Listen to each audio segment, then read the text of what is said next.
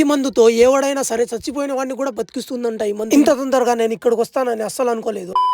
హే guys, అస్సలాం వాలేకుం, welcome back to day 26 of Ramzan. చేప రైస్ తో అయితే సేరీ కంప్లీట్ చేసుకున్నా. ఈ రోజు అయితే ఇరాక్ బార్డర్ దగ్గరకు వెళ్ళి మన స్కూల్ లేదని ఈ రెండు చెట్లు ఉన్నాయి కదా, ఇదే చాలా ముఖ్యమైనటువంటి. ఇంకా వెళ్తుంటే దారిలో అయితే ఎడారిలో ఓపలే చాలా చెట్లు కనిపించినాయి. నేనైతే షాక్ అయిపోయినా, ఏంట్రా నాయన ఈ ఎడారిలో పెద్ద చెట్లు కనిపిస్తున్నాయి. మన 2 days వాన పడింది కదా, దాని ప్రభావం తర్వాత ఇక్కడ కూడా పడినాయి. మళ్ళీ సౌదీలో అయితే ఇంకా పెద్దగా ఉంది ఎడారి మొత్తం. ఇంకా ఇక్కడ నుంచి అయితే ఇంకా 30 కిలోమీటర్లు ఉంది ఇరాక్ బార్డర్. నేనైతే వచ్చేసిన కాన్ఫార్మ్స్ ఇక్కడ లోపలికి వెళ్తే ఇదైతే ఇచ్చేద్దాం, ఇది ఇచ్చిన తర్వాత ఇంటికి వెళ్దాం అనుకున్నా. కానీ ఇక్కడికి వచ్చిన తర్వాత ఈ చెట్లు అయితే తెరిస్తే ఏమో చచ్చిపోయినా. ఇంకా ఈ మందు వేస్తే చాలు, ఈ మందుతో అయితే ఏ ఓడైనా బతుకుతాడంట ఈ చెట్లు. ఇంకా నేను ఇంటికి వెళ్తా సార్ అంటే, లేదు ఇక్కడ ఇక్కడ పని ఉందో చెప్పినట్టు ఇక్కడ పని చేసిన తర్వాత అయితే ఇరగ్గాలు అయితే నా షాప్ కి అయితే తీసుకువెళ్ళమన్నారు. వీళ్ళైతే ఇరగ్గాలు అయితే బాక్స్ లో పెడుతున్నారు. బాక్స్ లో పెట్టుకుని నేనైతే నేరుగా షూకి వెళ్ళాలి. ఇప్పుడైతే 4 టైం. ఇంకా నాకు ఇక్కడ నుంచి వెళ్ళాలంటే కనీసం అయితే 1.5 గంట అయితే పడుతుంది షూకి. నేనైతే షూకి తీసుకొని వచ్చేసిన షాప్ లో. ఇదే మా షాప్ అయితే. ఇంకా నా షాప్ లో ఏమేమి దొరుకుతాయి అంటే ఖర్జూరాలు, తేనెలు, డ్రై ఫ్రూట్స్, చాక్లెట్లు దొరుకుతాయి. ఇఫ్తార్కి అయితే టైం అయిపోయింది. ఇంకా ట్రాఫిక్ చూసుకుంటే మామూలుగా లేదు. వీడియో నచ్చినట్లయితే లైక్ చేసి సబ్స్క్రైబ్ చేసుకోండి.